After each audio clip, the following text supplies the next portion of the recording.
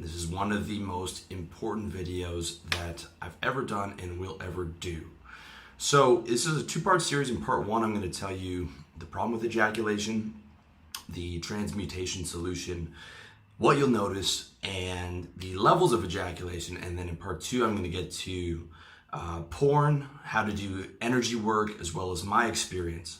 You might have heard a little bit about this if you've read Napoleon Hill. You might have heard about it if you've watched my videos on tantric and carezza sex. But I wanted to give you something more in depth.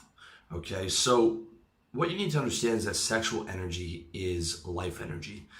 Outside of our primary purpose, survival, our next purpose designed by our creator is replication, or to carry on the species. That is why the energy in your ejaculation is the most powerful concentrated energy that you have. Okay, one ejaculation has 200 to 500 million sperm in it, literally enough to father an entire continent. Your sexual energy is your life force or chi or whatever you want to call it, your libido, your vital energy. If you don't believe me, try jerking off 3 times and then going to the gym and trying to hit your personal best. I would guarantee that you won't even be able to lift 80% of your max, especially if you're my age, which is 35, or even just in your mid-20s, okay? My sexual peak was at 14, where, a hard bump on the subway would get my dick hard.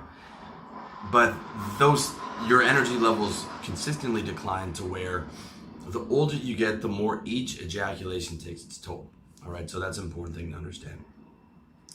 The problem with ejaculation is this. Think of your energy like a car battery. When you ejaculate all the time, you're constantly draining that car battery. When you're young, you can get away with this, but the older you get, every ejaculation takes its toll, and it's a problem on many levels. Not only does it drain your energy, but it destroys your mood, okay? The height of sexual pleasure comes with a major boost in your key neurotransmitters. You get your dopamine, serotonin, GABA levels are up, adrenaline's up, norepinephrine's up. All these are elevated, especially as you get closer and then eventually reach your peak in orgasm, okay? That's why ejaculation is so addictive, because it is literally like a drug. Right? Drugs enhance your neurotransmitters. Unnaturally, ejaculation is a natural neurotransmitter amplifier. So every time you ejaculate, you're going to constantly, within the next day, you're going to crave that high again, that blast of chemicals. And the problem is, the second after you come, those levels instantly crash. So you go from this super high to this crash, which is now below your normal state. Okay, so your normal state's in the middle, you get a super high, and then you're crashing back down to below your normal state. And this in turn creates a vicious cycle of craving that ejaculation, getting that ejaculation, and then crashing down. Literally, just like a drug addict. This is the exact vicious cycle of ejaculation. Okay, some guys might feel relaxed after ejaculation. If you're young and you don't ejaculate all that much, or maybe you do 1 or 2 times a day, but you can get away with it because you're a high energy level guy, then it's not a big deal. But many guys, myself included, if I ejaculate too frequently, get what's called post-orgasmic depression. Okay, if I ejaculate after a month of restraining, it's barely noticeable. But if I'm ejaculating every day, or every, once, twice, 3 times a day, even a week of 3 times a day, I'm going to be at maybe 60% of my energy levels now. I mean, massive, massive difference. So frequent ejaculation is the best way to destroy your mood and energy. I would guarantee you that, okay? Not only that, ejaculation causes what's called the Coolidge effect, which you can look up. I've got a link to that in the article, which in layman's terms translates to getting bored of girls. Every player knows that the more girls you fuck, the faster you start to get bored of a new girl, sometimes only wanting to have sex with her once or twice at the most, okay? Getting a lot of girls sounds cool, and for the first year or two, it is pretty fun, but casual sex, and you can ask any guy who has experience with women, gets boring really fast, okay? You might not believe me if you're not at that level yet, but I'm telling you, it gets bored really fast. And not to mention the ethics of, if you're at the point where you've had sex with enough girls and you're having sex with so many girls and you're so draining your energy so heavily, and you only have an interest in a girl after one or two times, just on an ethical level, it's not the best place to be either, where you're just, fucking a girl once, twice, and not calling her again. So I remember my wake-up call very clearly. I used to spend all day in corporate sales, selling clients, and then all night chasing girls, escaping the job that I hated during the day. I had tried, in between that, I would try businesses. The businesses wouldn't get off the ground. I didn't like being in sales. I didn't like doing what I was doing. So I would be making cold calls and selling, and then be on the online dating apps and texting girls, and then at night chasing down the girls, because from that period of 22 to 30, I didn't drink, I didn't smoke, didn't do drugs, didn't do anything. So the sex and the sex addiction was my major release.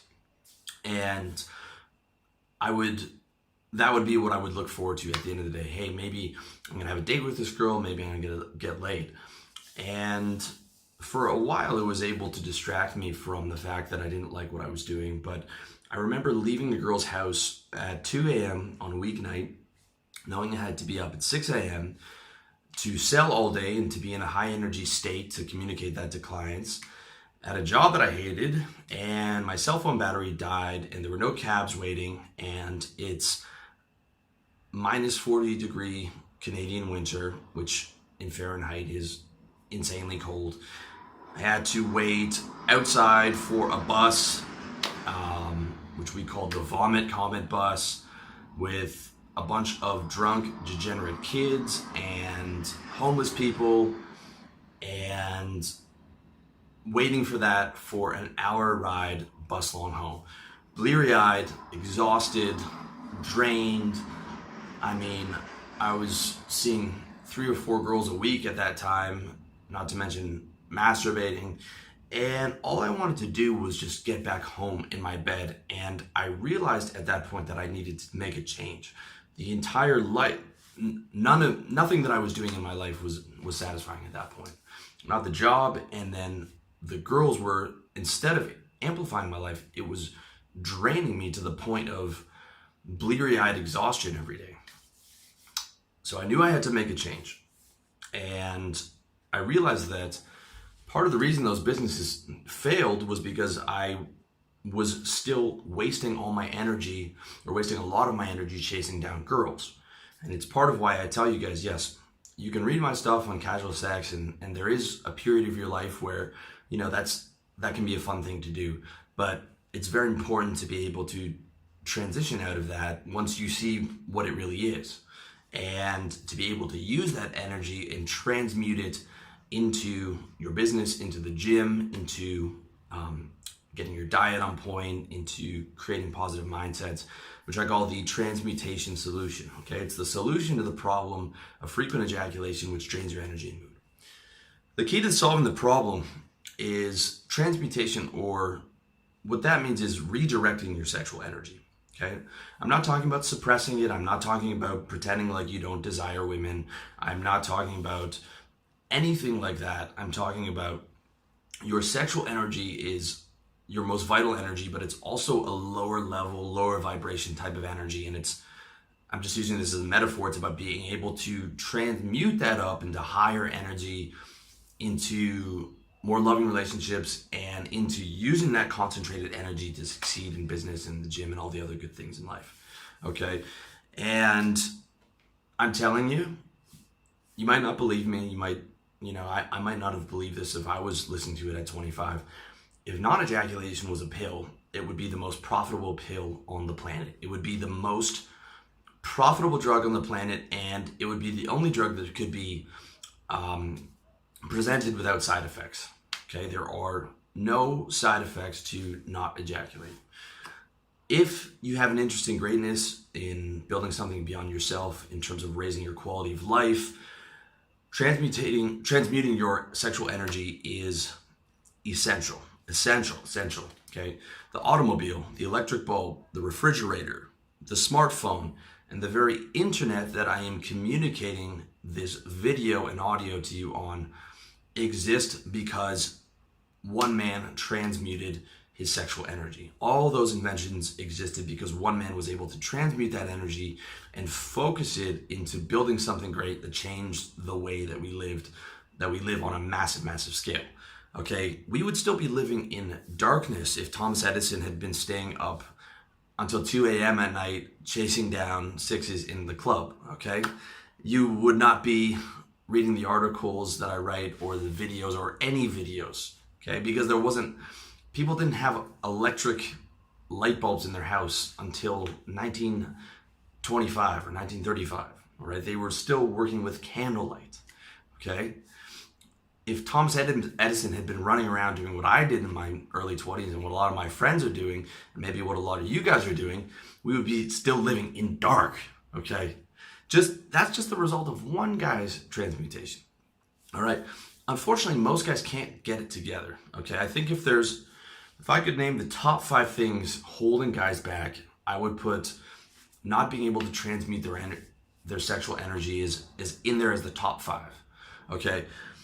If they're not chasing down girls when they're younger in the club, they are, as they start to get to my age in the 30s or in their 40s, they're hanging out in the basement while the girlfriend or the wife is upstairs jerking off to pixels on the screen and not being able to regenerate and recirculate any of that energy.